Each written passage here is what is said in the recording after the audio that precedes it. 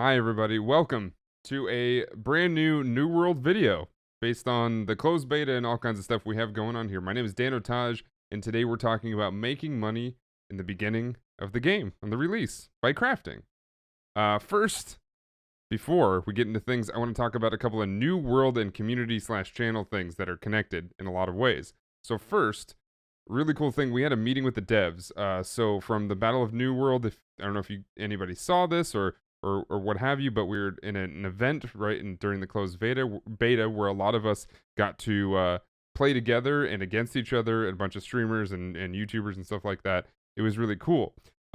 So for our participation, because of how well we did, we were granted with an item in the game. I'm not going to spoil which item that is. I'm not going to spoil what we decided on calling it. I'm not going to spoil anything as part of that, but I will tell you that we have fully designed an item that will be in a place that we'll be able to find and farm.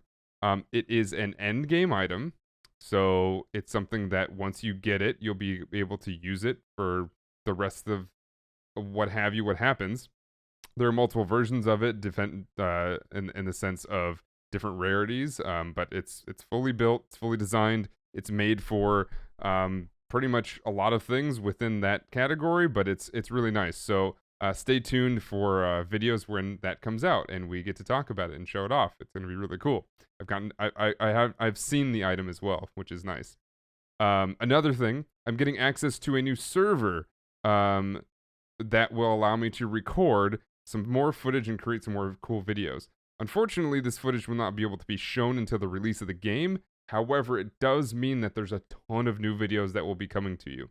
Don't worry, I have many videos still in the docket. I'm still writing a bunch of them, ready to be both recorded and released for your enjoyment. So every Monday and every Thursday, look for those videos. They may shift, but that's the day, or those are the days that I'm going for. So if there's not one on that day, feel free to harass me. Seriously, I need to be harassed sometimes. So Mondays and Thursdays, make sure you guys check that out. So one thing that I have gotten a lot of and questions on, and the topic really has been taking a look at the new world currency system with as it pertains to like gold. There's a couple of different things that can be considered currencies in a way, meaning what people trade and what people are looking for. But gold seems to be this one that a lot of people asked about because it was a little confusing as to, well, how am I going to use gold? Do I need a lot of it? Is it that useful to me? What's going on? So I think it's a very unique way that New World is using gold, but for the most part, I've explained in previous videos and on stream that gold is not nearly as important as like another currency or a main currency in most other games, most other MMOs. However, that statement is filled a little bit with a less wisdom than I previously gave it, or at least the new answer has a little bit more wisdom. I've taken a little bit of time to think about it, and come to a couple conclusions that may have changed what I've said before. I'm not saying it's all of a sudden way more important, but it may be more important to you. So gold is important in a few different ways. I'm going to go over that, and hopefully it won't be too long and egregious. So with that being said, let's go ahead and get started. Okay, so gold is important for a few different reasons. A lot of gold is used for territory taking, waging war, upgrading settlements, and other faction slash company based mechanics. In the closed beta, it was 100,000 gold to take over an unclaimed territory, up to 15,000 to wage war, and upwards to about 5,000 ish to spend on town projects. But that is left to the governing company to come up with that money. So, not too much to worry about. That is usually gathered via crafting fees collected from people that use the crafting tables in the town, or via taxes collected from homeowners and traders also in that town. However, if you're watching this video, you're probably more curious about how to gain money as a mostly lone wolf kind of player. I personally think the best way to do this is by getting a single crafting skill up at a semi-fast rate.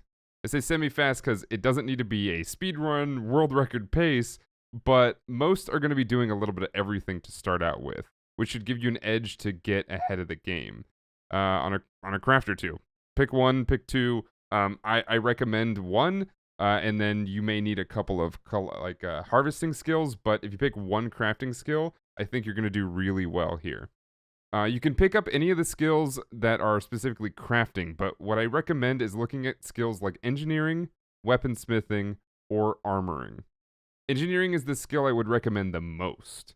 The engineering skill allows you to make harvesting tools, which cannot be found out in the wild, while weaponsmithing and armor smithing makes things that people will find upgrades for pretty consistently just by playing the game. Now, it's important to note that getting a high-level weaponsmithing or armor smithing can get you to a point where you can customize which kinds of perks and attributes go on these crafts. And I mean, by RNG alone, you can come up with some really interesting things that people may want to buy. But you are relying on RNG, which can take a lot of time, a lot of effort, and probably a lot of frustration. But, like I said, it's still doable. It's still something I have in my recommended list. It is important to note that in engineering, there is, at least in the closed beta, and I think it's going to stay there, you can make the musket and the bow, which means you can kind of kill two birds with one stone just in engineering alone, meaning you can make the tools and you can make other weapons. Obviously, you can't make all the weapons, but I mean, it's something, right? And this video is about making money. It's not really about making all the things that you may need or your guildies or company might need, or faction alone. Same thing can be said about Arcana. Arcana makes potions and magic weapons. Potions are very useful to new players. However, I have a hunch that people will find the potions they need out in the wild as well. Or at least the ones that they think they'll need, which may keep them from looking for new potions on the trading post. There's little to no RNG with Arcana. I'd say all the RNG goes into the weapons, which is why I didn't really make it on my recommendations list. However, getting a high-level Arcana can be helpful in some situations, so people may be shopping for some potions at the trading post. Specifically, the corruption resistance potions or the corruption coatings. There are several others that I would also recommend, but those specific ones will help people that are hunting down corruption rifts and attempting to build orbs to get into expeditions.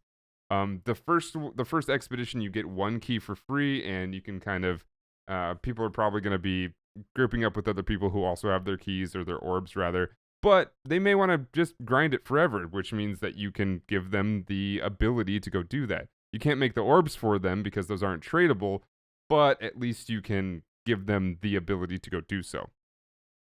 So, why do I recommend engineering the most?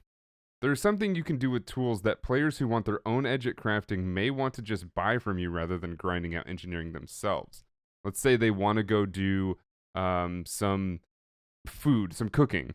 If you are to give them what we're about to explain, a pretty good scythe or a sickle, I forget what it's called in the game, I think it's a scythe, you will allow them to get the things that they need in order to get some of the cooking quests or get their level up pretty nicely. So it is useful to them to buy from you rather than creating it themselves. So, from flint, then to iron, then to steel, and so on, there is a minimum and maximum gear score that you will get just from using the basic materials to make the tool. However, if you use higher grade materials, you can raise that minimum score. The maximum score doesn't change until you get to later tiers of, materials, like specifically the flint, then to iron changes the maximum, then to steel changes the maximum again.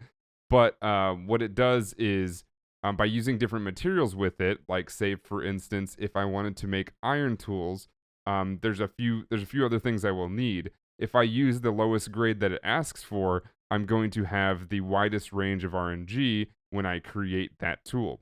If I use the next step up, which may take a little bit to gather, but if you're making these tools, especially if you make them for yourself, you'll be able to get them a lot easier. It will give you a higher skill. It will give you a higher chance to get a better score because what you're doing is you're raising the minimum. So, I mean, you can't get any lower than your minimum, right? So you can make some pretty sweet tools. If you add Azoth on top of that, you can give your crafts a higher chance to come out with higher rarities. So from gray to green to blue, etc., you can raise that by using some Azoth. Now, Azoth is going to be something you're going to have to grind by, I mean, really just going and getting and gathering things. But if you put some of these skills on, like gain +1 Azoth, or at least a better chance of gaining +1 Azoth every time you use this tool, you will probably rack it up pretty quickly. So this is another reason why making a set of tools for both yourself and to sell are going to be very useful for people, because if they want a lot of Azoth, they're going to probably want tools that give Azoth more easily. So every time you upgrade the rarity of a craft, you give them a new perk. You can give them +1 Azoth and then be able to cut wood faster. Eventually, I believe that there are tools and perks for the tools that allow for a chance to cut down a tree or mine a rock or something in one hit. So that's something that you should look forward to crafting. It's pretty nice. I would keep, like I said, one set of tools for yourself, because the higher gear score, the more efficient your collecting will be, which will make then your crafting more efficient. You can choose to buy the materials from the trading post if you wish, some of the upgraded materials or just regular materials in general, but it's also a good way to burn through your money in making in this process.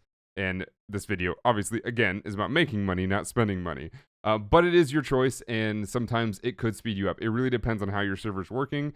It's also a little bit of speculation on my end, so we'll see how this goes. But I have a good feeling about this. If you can get iron and then steel tools, all the way up to steel tools, and give them a higher gear score while everybody is just getting used to the game, you'll make a fair bit of gold. There will be a consistent stream of new players on your server for at least a couple weeks. But at the very most, I think for an entire month, you can just continue making tools for people.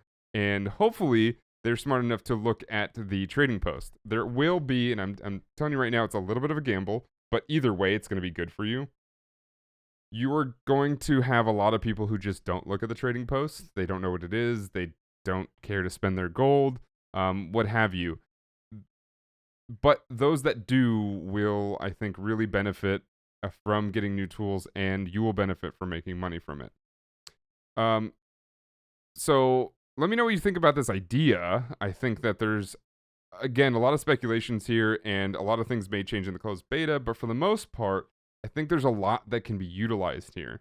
So let me know what you think in the comments below. If you've seen the same trend that I maybe have noticed in your server during the closed beta, and if you didn't participate in the closed beta, check out the crafting combos video we made about which gathering skills you may need to get this job and done better. If you have a couple questions of, maybe I do want to go engineering, well, figure out which ones you're going to need in order to get that done. Maybe you do want to go weaponsmithing, because who knows, you may be able to get some really, really nice weapons, which can also help you out in going and fighting mobs while defending yourself while you go gather the items you need to craft, and so on.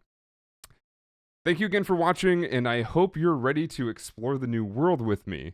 Once again, if you'd like to come on over and join our company, just put in the comments, let me know you want to join us. Join us in Discord, and we'll talk about it some more. So, until next time, thank you all so much for watching, and I'll see ya.